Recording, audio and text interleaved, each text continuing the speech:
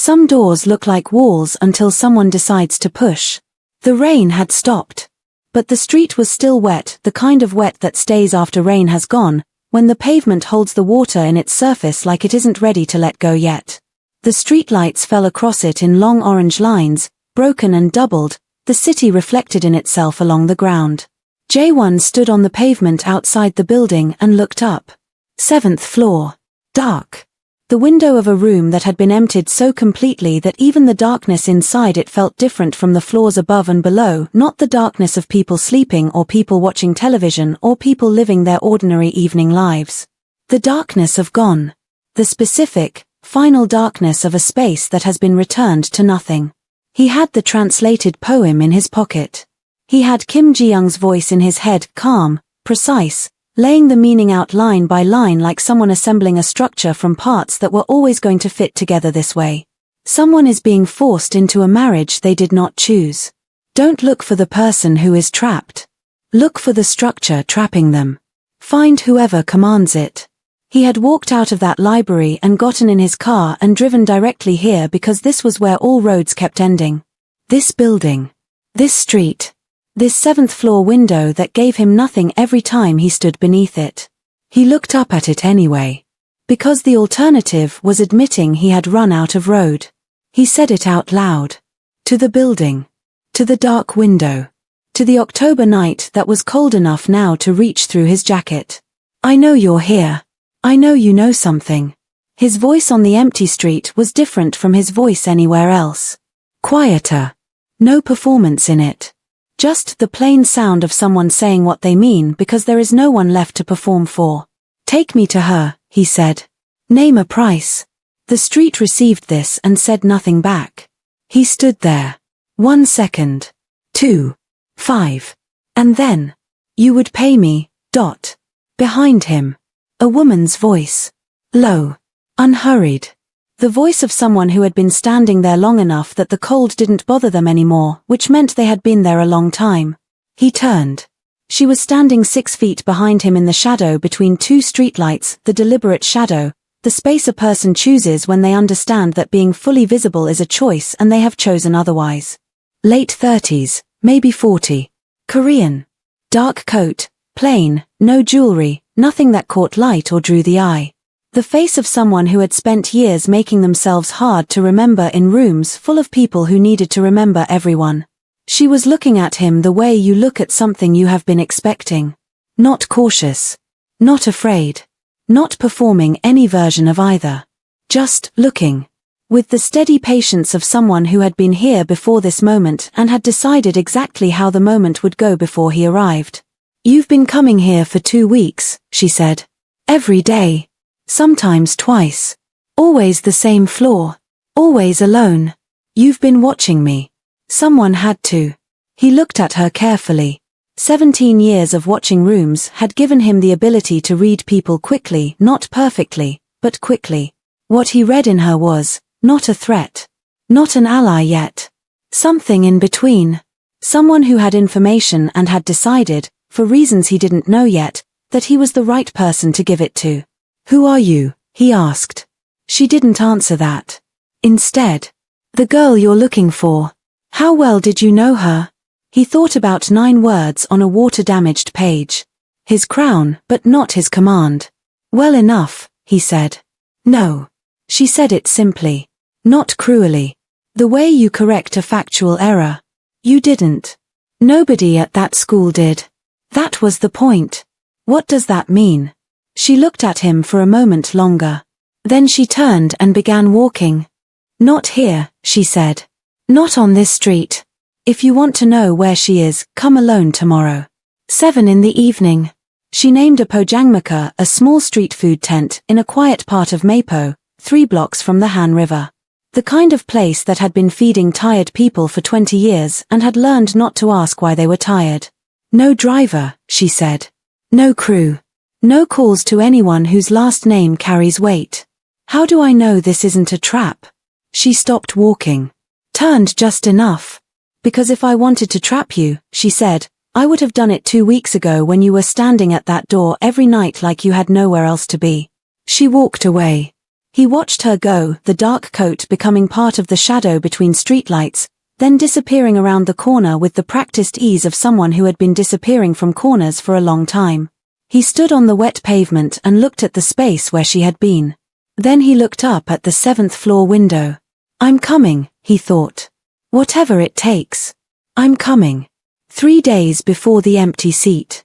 The apartment on the 7th floor was warm the way temporary homes are warm, not from years of people living inside it, not from history soaked into the walls, but from a heater doing its job and furniture that came with the building and curtains someone else chose. The warmth of a place that had never quite understood what it meant to be a home. Amora had lived in enough of those to know the difference. She had stopped expecting them to feel like anything other than what they were.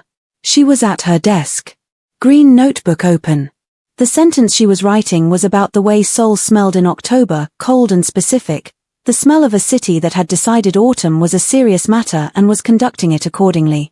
She had been trying to write it exactly right for 3 days because getting things exactly right was the only control she had over anything, and she was not ready to give up control of the sentences yet. From the next room, her father's voice. Low. She stopped writing. The specific low of a man who did not want to be heard. The low of someone on a phone call that had been arranged in advance and was now happening and was going the way it had always been going to go. She had heard this tone once before in her life. The night her mother died. The doctors speaking to her father in the corridor of a hospital in Accra, their voices just below the register of words, carrying only the shape of what they were saying, and the shape had been enough. She had been 11 years old, standing in the doorway of her mother's room, and she had known from the shape of those voices before her father came back through the door. She knew from the shape of this one too.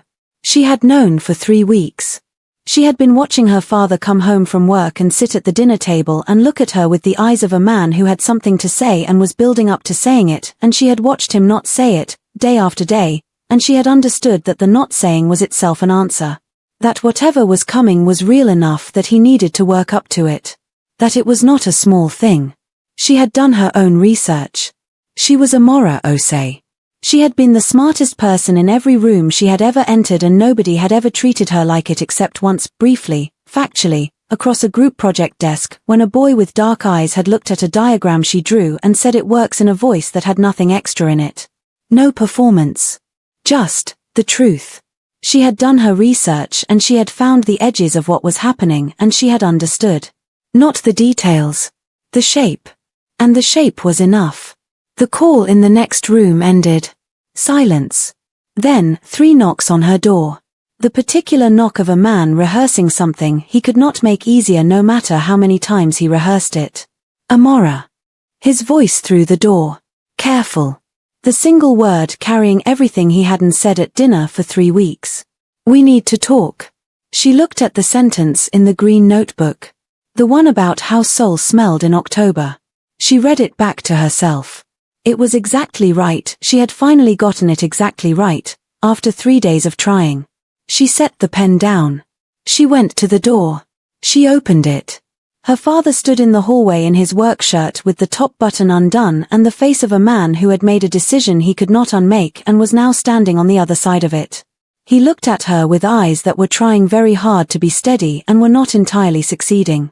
She looked at him. I know, she said. He blinked. Amora. I know, Dad. He was quiet for a moment. The quiet of someone whose rehearsed speech has just become unnecessary and who does not know what to do with the space where it was supposed to go. How long? He asked. 3 weeks, she said. He looked at the floor. Then back at her.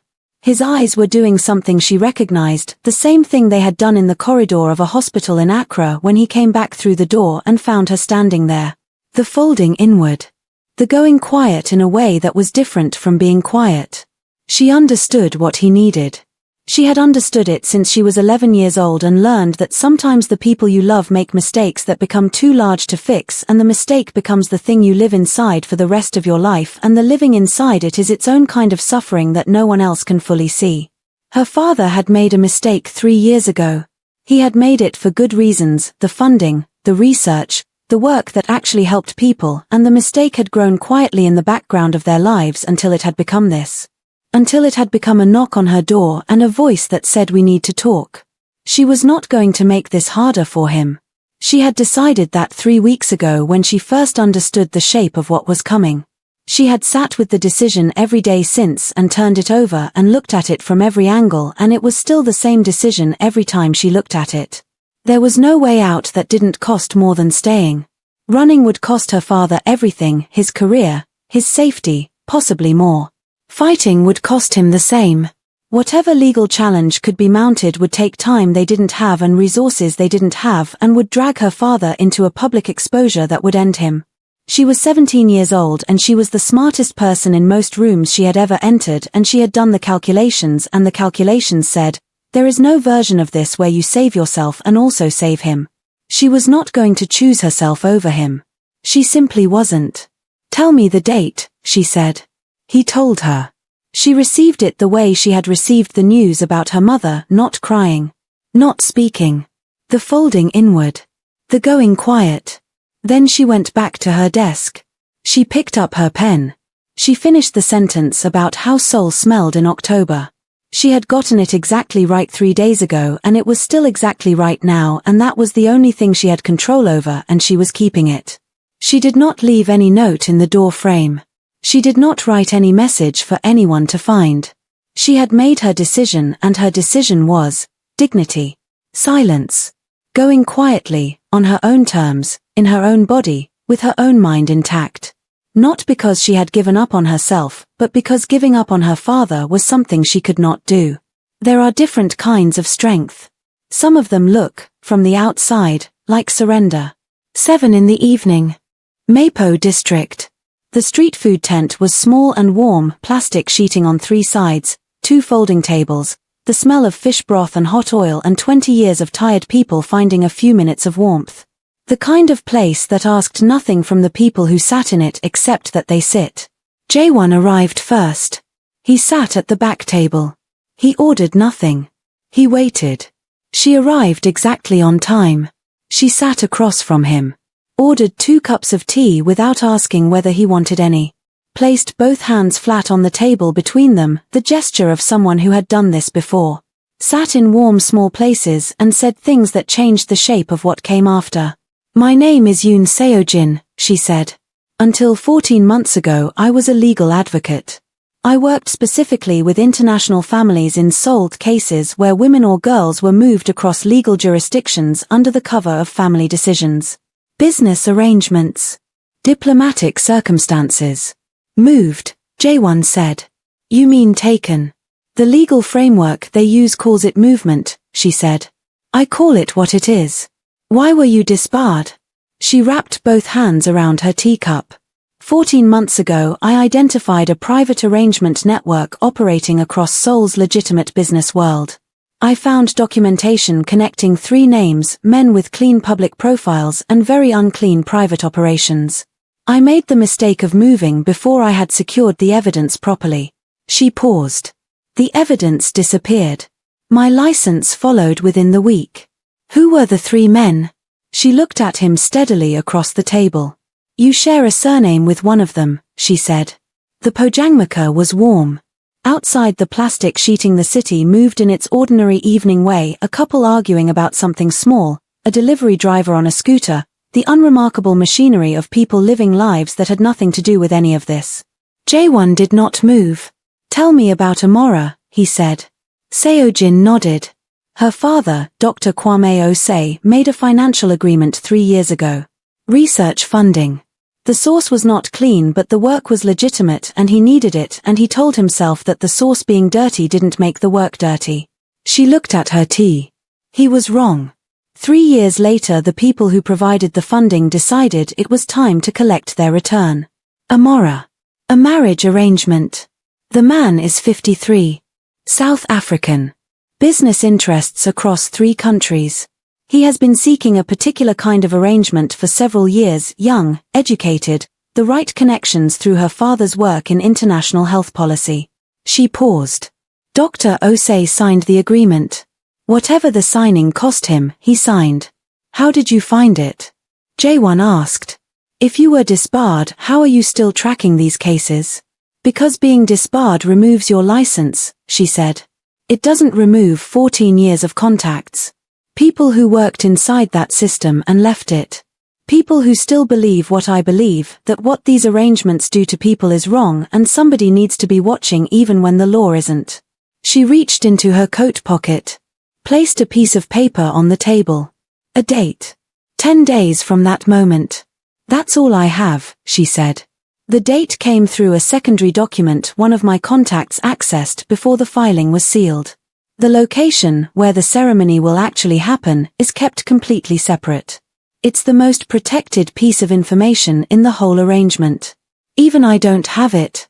Why did you leave the poem? Jaewon asked. In the door frame. At her apartment.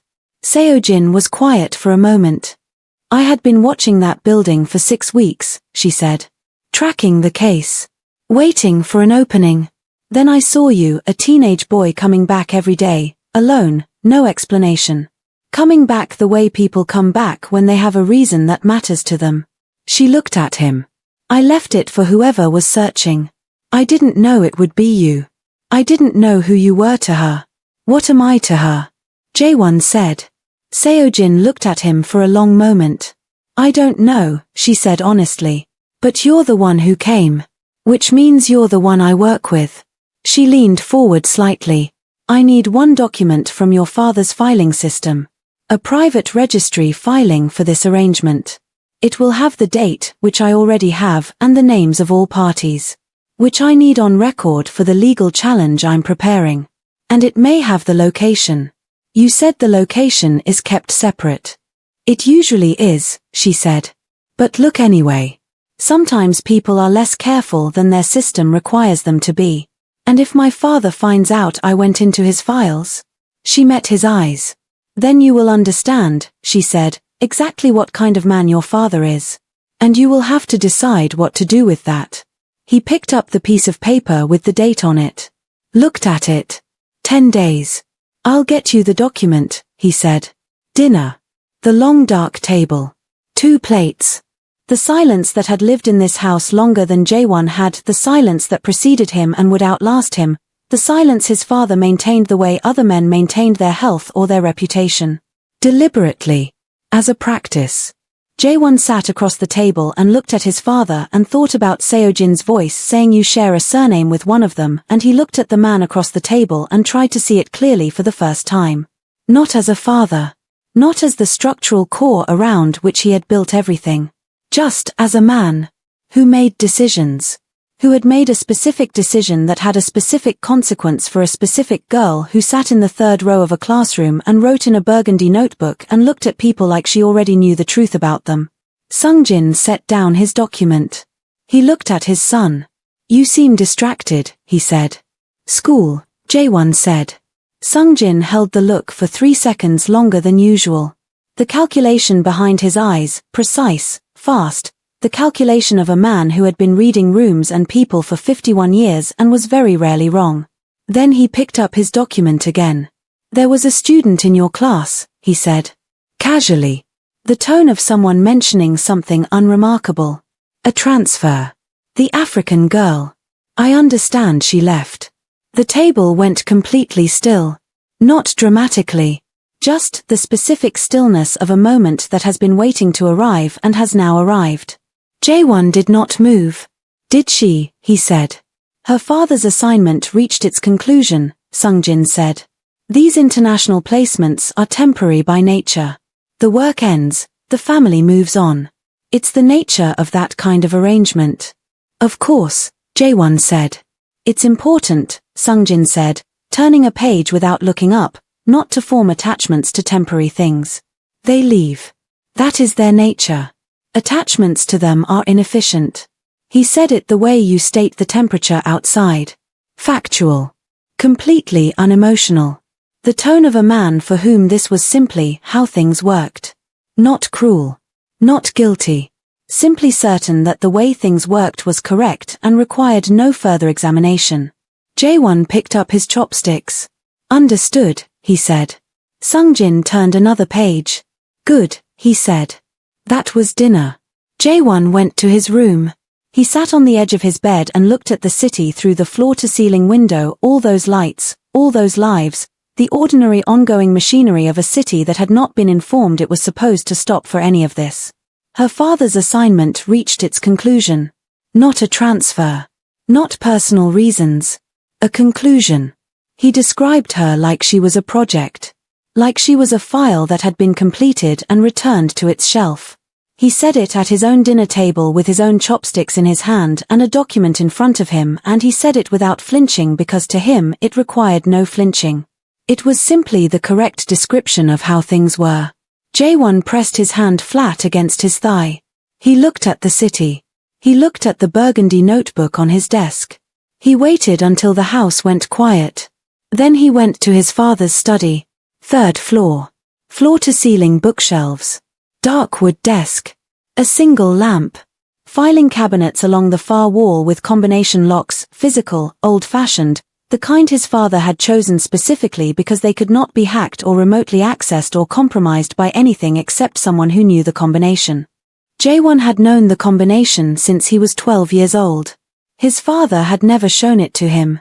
He had observed it from doorways, from angles, from the peripheral vision of a boy who had grown up understanding that in this house, information was the only currency that actually mattered and you collected it wherever you could.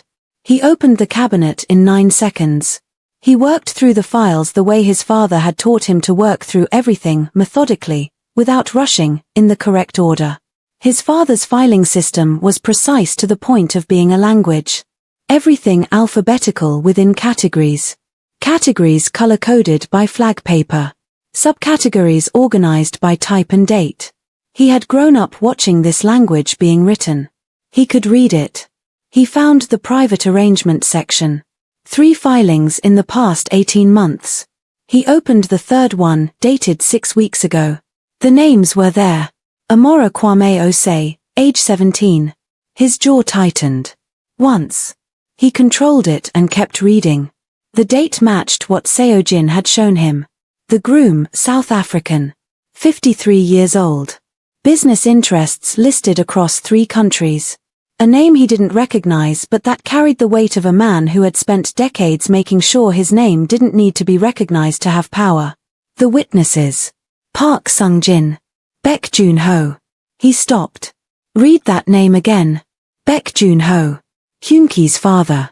He stood in his father's study in the dark and looked at that name and felt something cold move through him, not surprise exactly. Something worse than surprise. The cold of something you suspected being confirmed. The cold of understanding that the world you thought you knew has walls you hadn't found yet and you have just put your hand on one. Dr. Kwame Osei. Listed 3rd. As a witness to his own daughter's arranged marriage. The final confirmation of what Seo-jin had told him. He signed. Whatever it cost him to sign, he signed. He looked for the location. He went through every page.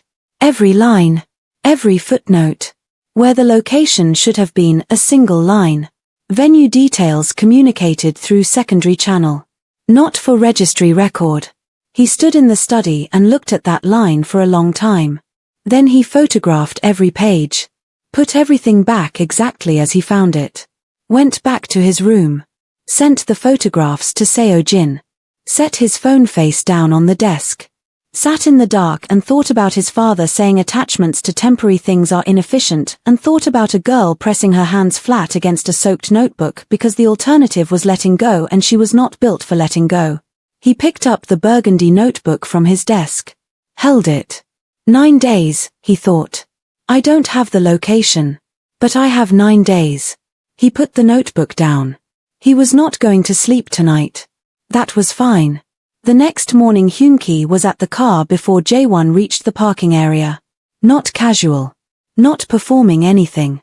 Standing with a folder under his arm and the face of someone who had stopped pretending everything was fine approximately 24 hours ago and was done performing it. Jaewon looked at him. How long? Jaewon said. That something was wrong with you, 6 weeks. That my father was involved in something, 4 days. He held out the folder. I went through his study. Jaewon took the folder. Opened it. Financial transaction records. His father's name, Baek Joon-ho, appearing alongside Sung-jin's in documented transfers across 8 months. The numbers of an arrangement expressed in the language that arrangements preferred, clean, systematic, completely deniable from the outside. So did I, Jaewon said. My father is listed as a witness, Hyunki said. I know. So is mine. The school parking area moved around them, students arriving, the ordinary morning noise of a place that did not know it was ordinary. Jaewon looked at the folder in his hands. She's being held at an estate in Gyeonggi province, he said. There's a ceremony. I have the date. I don't have the location, it's kept completely separate from every document in the system. How much time? 8 days. Hyunki nodded. The slow, absorbing nod of someone taking on the full weight of something and deciding they can carry it. Bae Tai and Lee Soo, he said. Are we telling them? Not details. Just that there's something that needs doing on a specific day and I need them there. They'll come, Hyunki said. They don't need to know why. They need you to ask. Jaewon looked at the school building. At the second-floor window of classroom 2B, third row. Window seat. Empty. 8 days, he said. We'll find it, Hyunki said. They went inside. 8 days became 7. She had been moved from the Mapo apartment to the estate in Gyeonggi province 3 days after her father's knock on her door. A car came before 6 in the morning. She had been dressed and packed and sitting on the edge of her bed when she heard it arrive. She heard it the way she had been hearing everything in those 3 days, with the specific, quiet attention of someone who has made a decision and is now simply living inside the consequences of it. She did not run. She had decided. The green notebook was inside her bag, hidden in a false bottom she had made from cereal box cardboard and tape. They searched the bag at the estate entrance but without the attention of people who expected to find anything. The notebook made it through. The estate was large. Beautiful in the deliberate way of places that needed to be beautiful to compensate for what they were. Gardens tended with precision. Rooms furnished with the care of someone who understood that comfort could function as a kind of argument. Look how well you are being treated. Look how unreasonable it would be to object to this. Staff present at all times. Polite. Attentive. The door to her room locked from the outside at 9 in the evening and she did not try it after the first night because trying it and finding it locked was a feeling she did not want to repeat. She met the man on the second day. He spoke to her in English. He was polite. He understood that she was unhappy and had apparently decided that being polite was sufficient acknowledgement of this. He was not cruel. He was not aggressive. He was simply certain. The certainty of a man who had made arrangements that satisfied him and expected the arrangements to hold because arrangements he made always held because he had enough money and enough connections to ensure that they did.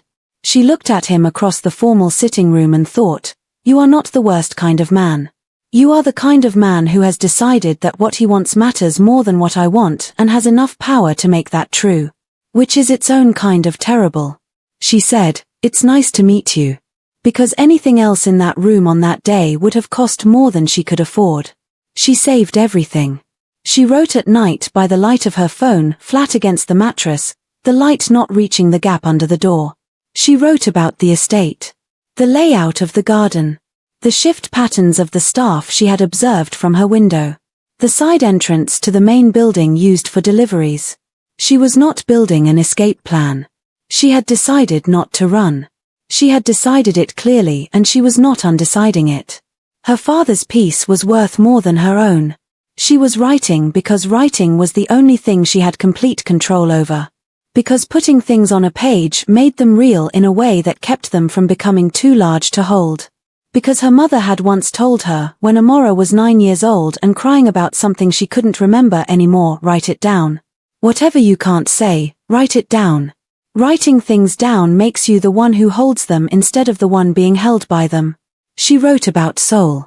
About the smell of it in October. About a classroom with large windows and amber light in the afternoon.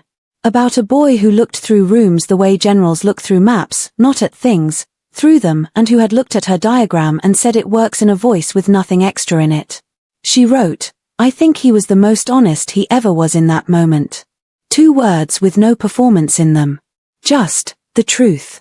I don't think he knew what to do with that, so he looked away. I don't think he's ever known what to do with things that are simply true. She wrote, "I should have said something different in the empty classroom. I was tired, and tired people say less than they mean, and I said nothing when I should have said I see you. I see you behind all of it. The water on the notebook and the corridor and the way you move through rooms like you're daring them to be real. I see what's underneath all of it, and it is something worth seeing, and I am sorry I didn't say so." She closed the notebook, slid it under the mattress. 7 days became 5. 5 became 3. 3 became 1. The night before the ceremony she sat on the edge of the bed and looked at the locked door. Nobody came. She had not been expecting anyone to come. She had not asked anyone to come. She had made her decision, and her decision was this, and nobody coming was simply what her decision looked like from the outside. She lay back on the bed. She looked at the ceiling. She breathed slowly and evenly and did not sleep. The morning of the ceremony came grey and cold and completely indifferent to what it was the morning of. Amora was dressed by 9 o'clock. The woman from the estate staff came at 8:30 with a garment bag and an expression of careful professionalism, the expression of someone doing a job and having decided that the job was the job and the circumstances of the job were not her business. Inside the garment bag, a white dress. Simple. Expensive. Chosen with care for someone other than the person who would wear it. Amora put it on. She stood in front of the mirror and looked at herself. The dress was beautiful. That was the most difficult part, that it was genuinely beautiful and it had been chosen for her, and that choosing had been an act of consideration from a man who was taking something from her at the same time. The contradiction of it was the part she had no clean word for. She pressed her hands flat against the fabric at her sides. She stood straight. The internal straightness, not the performed kind, not the kind that said look at me standing straight, but the kind that said the body must sometimes carry what the face cannot show, and she had learned that at 11 years old standing in a hospital doorway, and she had not forgotten it since. She was ready. Not for this. For what came after this. She did not know what came after this. She had stopped trying to plan past this point because planning past this point required imagining a future she did not yet have the shape of. She would handle what came after when it came. She had always handled things when they came. That was the skill her life had given her, not the skill of preventing difficult things, but the skill of moving through them without being destroyed by them. At 11 o'clock she was walked to the main hall. The room was formal. High ceilings. Pale walls. Flowers arranged with the precision of someone who had been paid well to arrange them. 2 short rows of chairs. A small gathering, because this was not a celebration. It was a transaction, and the people present were there because their presence was required, not because they were glad to be there. She walked into the room and looked at her father first. Front row. Dressed formally. Looking at his hands in his lap. He did not look up when she entered. She looked at him for 3 seconds. She saw the tension in his shoulders, the particular tension of a man holding himself very still, because the alternative to holding still was something he could not afford to do in this room in front of these people. She looked away. She did not need him to look at her. She understood what his looking at his hands meant. It was its own kind of language, and she had been fluent in her father's languages her whole life. Park Sungjin was there. 2 seats from her father. Charcoal suit, of course charcoal suit, she thought. She had never seen him, and yet the charcoal suit was exactly right. The face of a man who found these arrangements entirely unremarkable. Who had attended enough of them to have lost the ability to see them as anything other than the logical conclusion of decisions people made. Beside him, a man she didn't know. Broad, substantial. The bearing of someone connected to significant weight. Sitting with the composure of someone who understood that his presence here was a formality, and formalities were things he was comfortable with. She walked to the front of the room. She stood beside the man who was 53 and certain and had arranged things to his satisfaction. She pressed her hands flat against the fabric of the dress. She stood straight. The officiator opened his book. He spoke the formal words, the arrangement, the parties, the legal framework within which this was being conducted. Amora heard the words from a slight distance. She had found, in the past 10 days, that maintaining a slight distance from things she could not change was a skill that required practice, and she had been practicing. The officiator spoke. The room listened. Her father looked at his hands. Sungjin looked at nothing in particular. The groom stood certain beside her.